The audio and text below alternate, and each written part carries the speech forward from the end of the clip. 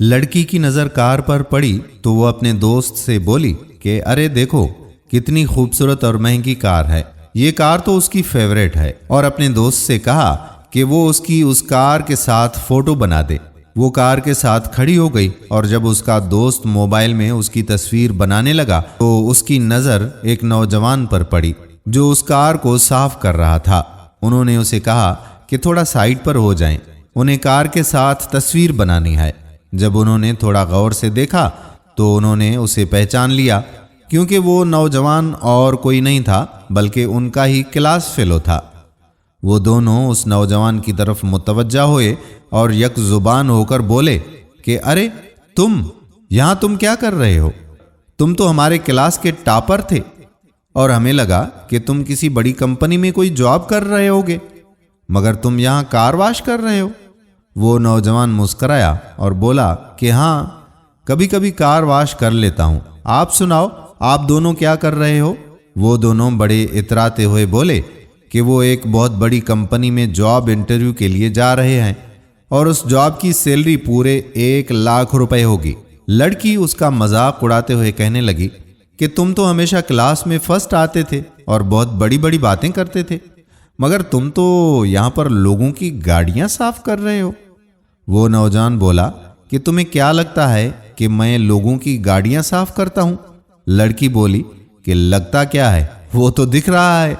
तुम दुआ करो कि हमें जॉब मिल जाए और फिर जब हम अपनी गाड़ी खरीदेंगे तो साफ सफाई के लिए तुम्हें काम पर रख लेंगे। उन्होंने उसे बेइज्जत करने में कोई भी कसर बाकी ना छोड़ी और बोले कि तुम जैसे छोटे लोगों के लिए ऐसा छोटा सा काम बिल्कुल सूट करता है।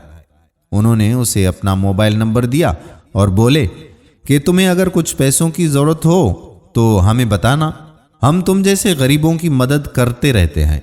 नौजवान ये सब सुनकर बस मुस्कुराता रहा और फिर जब वो दोनों वहाँ से जाने लगे तो उसने अपना मोबाइल फ़ोन निकाला और उन्हें कॉल की। ये मोबाइल नंबर उन दोनों के पास उस कंपनी के बॉस के नाम से सेव था जहां वो इंटरव्यू देने जा रहे थे। जब उन्होंने कॉल उठाई तो वो नौजवान बोला कि आप दोनों को ये जॉब नहीं मिलेगी, इसीलिए आपको इंटरव्यू देने के लिए कंपनी आने की ज़रूरत नहीं है। वो दोनों गिड़गिड़ाने लगे कि क्यों बॉस, हमसे कोई गलती हो गई? तो वो नौजवान बोला कि तुम्हारा इंटरव्यू मैं ले चुका हूं और तुम दोनों इसमें फेल हो गए। नौजवान ने पीछे से आवाज दी और बोला कि अरे तुम्हारा बॉस मैं हूं। जिस कंपनी में तुम जॉब के लिए जा रहे हो उसका मालिक और इस कार का मालिक मैं ही हूं और मैं अपनी कार खुद साफ करता हूं। हैरत के मारे उन दोनों के मुंह अब खुले के खुले रह गए और वो दोनों अब उससे माफी मांगने लगे कि उन्हें इस जॉब की बहुत ज़रूरत है।